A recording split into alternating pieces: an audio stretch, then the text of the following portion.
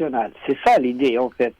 Bourguiba était hanté par l'esprit de vraiment soudre un front national uni. Et c'est ce qu'il disait toujours. Il faut que le pays soit unifié pour tout le combat qui va venir en fait pour bâtir la Tunisie nouvelle.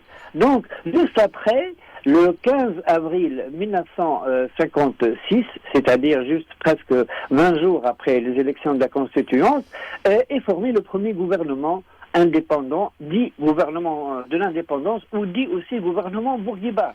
Bourguiba a été désigné chef du gouvernement, c'est ça. Aussi ministre des Affaires étrangères et ministre de la Défense.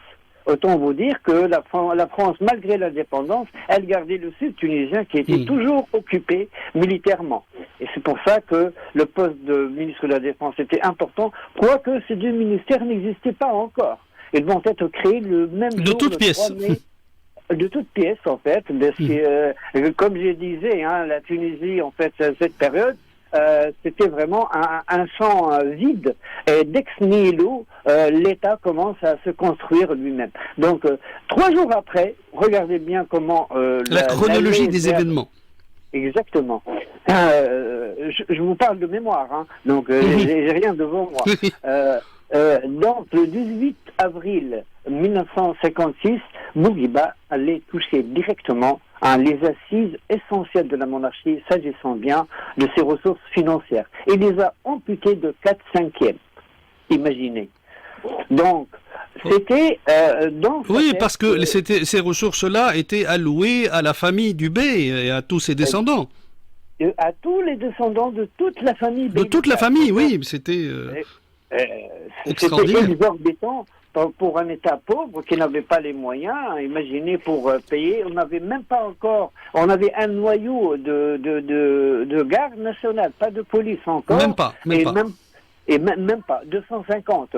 Dans mon dernier livre sur l'histoire de l'armée tunisienne, je parlais de la formation du premier noyau armé, avec Feu Mongeslim, qui a insisté à créer quand même des hommes pour la surveillance du territoire, surtout que il y a la brigade, la milice de vigilance qui a été créée sous le bey et Mongeslim face au Bourguiba. Bourguiba a imposé qu'il soit en fait tenu par... Sinon, ça tournerait à une guerre civile. Et c'est ce qui était en cours avec le conflit youssifiste à l'époque. Avec Youssouf Salah Ben Youssouf. Et aussi la complicité de Ben Halim en Libye et Ben Bella en Algérie. Il y avait tout un circuit quand même, et ils ont pris les armes dans le sud tunisien. Donc il y avait presque... Bourguiba parle de complot intérieur, en fait, de complot interne.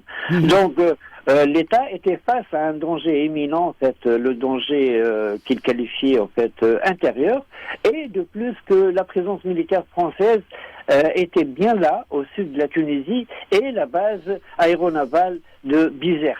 Donc, on n'était pas tellement indépendant. Il fallait vraiment aller vers l'indépendance formelle, vers une véritable souveraineté. Oui, c'était un peu une indépendance sur le papier, en attendant la véritable indépendance. L'indépendance, qu'on attendra très très tard. Donc, dommage, on a passé les événements de Bizerte 19-21. Malheureusement, oui, il faudrait peut-être y revenir, si Faisla. Parce que c'est vraiment aussi une phase très importante de notre histoire, la bataille de Bizerte entre le 19 et le 22 juillet. Exactement. Donc, Bourguiba, autant vous montrer que ces faits, en fait, sont très importants du moment que Bourguiba, il a restructuré l'État. Donc, il n'a pas donc il a amputé le budget de 4/5 le 18 avril. Oui. Il a mis en place quand même la haute cour, il faut rappeler aussi, pour juger toutes les affaires plutôt politiques, en fait, surtout l'opposition youssifiste. Et chose très importante, c'est ça qui va peut-être anéantir un peu quand même le pouvoir bellical, que le 21 juin 1956, la Tunisie a pris une nouvelle forme administrative. Elle sera divisée en gouvernorat. C'était, voilà. Je crois, 16 gouvernorats au début. Au début. Et c'était la mission de Driss Giga à l'époque, directeur général de la Sûreté publique, qui a mis en place cette organisation. Pourquoi je parle de cette organisation administrative? C'est-à-dire que Bourguiba, il a enlevé et dissous quand même un corps très important qui était la main de la monarchie sur la Tunisie. Rappelez-vous, il y avait le Caïd, le Gaïd. Il y avait Sheikh El Khalifa. C'est ça. El Khalifa. C'était quand même la hiérarchie de l'administration et la main du pouvoir central qui touchait le bas-fond de la Tunisie. Pour autant vous dire que, par exemple, un caïd, il pouvait emprisonner, sans tribunal, une personne pour 15 jours. Ah bon? Imaginez. C'est pour ça qu'il semait la terreur, en fait, le Gaïd. Oui. Il n'était pas au service de ses concitoyens, loin de là. Oui, exactement. Et le Khalifa aussi, jusqu'à 3 jours en fait d'emprisonnement. Donc si on lui obéit, d'où le mot Hadr Sidi, tout le temps vous l'entendez. Hadr Sidi. Tout ce qu'il dit, il est obéi. Donc tout ça quand même c'est le despotisme monarchique qu'a vécu la Tunisie. N'oublions pas donc que même les punitions étaient infligées en public, on donnait la falqa pour une simple infraction, un simple délit. L'humiliation quand même de la population. Bon, quand même, on arrivait, on allait mettre en place cette organisation administrative à dessous tout ce corps-là. Donc c'est le gouverneur, c'est le Mohamed, c'est l'Amda. Exactement. Mais surtout qui a fâché le bey, et ce que j'ai lu à travers les mémoires de Bourguiba et les documents d'archives, c'est surtout la mise en place quand même d'une force armée, parce que lui pensait que la garde beylikale quand même garantissait un peu la paix, alors que ce n'est qu'une garde honorifique. Enfin, elle n'avait aucun rôle en fait militaire ni policier dans le pays. Elle faisait des honneurs au bey quand il allait prendre son petit déjeuner. Elle jouait de la musique. Donc c'est une garde honorifique, elle n'avait rien à voir avec la police, etc.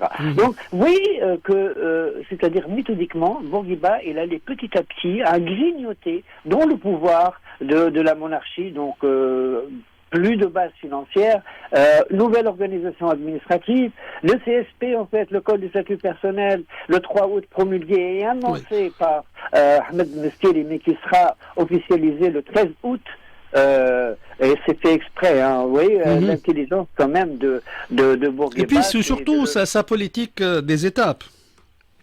Exactement, petit à petit, et surtout il a fait l'été alors que tout le monde était à la plage, il était en vacances, donc on pouvait même pas s'y opposer, c'est ce qu'il faisait tout le temps. Il y a beaucoup d'intelligence politique en tout cas. Je vous donne une anecdote. Par exemple, qui sait que le cimetière du Borgel, qui était au passage, là, le jardin du passage, était cimetière juif. Alors, qu'est-ce qu'il a fait, Bourguiba? Pendant ce premier gouvernement, il a désigné André Barouche, un juif tunisien. Et qu'est-ce qu'il lui a donné comme ministère? Ministère des Travaux publics. Et donc, entre-temps, il lui a dit, mais on a un cimetière, le cimetière, il est en plein centre de la ville, y a-t-il un moyen de le déloger? Il lui a dit, aucun problème. Donc, qui a signé, en fait, la sortie du cimetière du passage vers le Borgel, aujourd'hui? Eh bien, c'est un ministre juif. Donc, on ne peut pas le taxer d'antisémitisme ou de vouloir... et vous voyez comment quand même la politique, elle se faisait à petits pas, vraiment à réflexion profonde, à une tête pensante, jusqu'à, comme vous dites, à l'arrivée en fait du 25 juillet. Je peux énumérer énormément de réformes. Oui, mais comme le temps qui nous est imparti est assez court, on en reviendra si vous voulez une autre fois. Oui, allez-y, citez-en quelques... C'est-à-dire les structures de la République étaient là, et les a mis sur place Bourguiba. Déjà. Et cette déclaration, quand même, elle était très importante. La date était choisie, c'était au sein de la Constituante, alors que la Tunisie peine encore et était en train d'écrire sa Constitution. Elle ne sera promulguée qu'en 1959.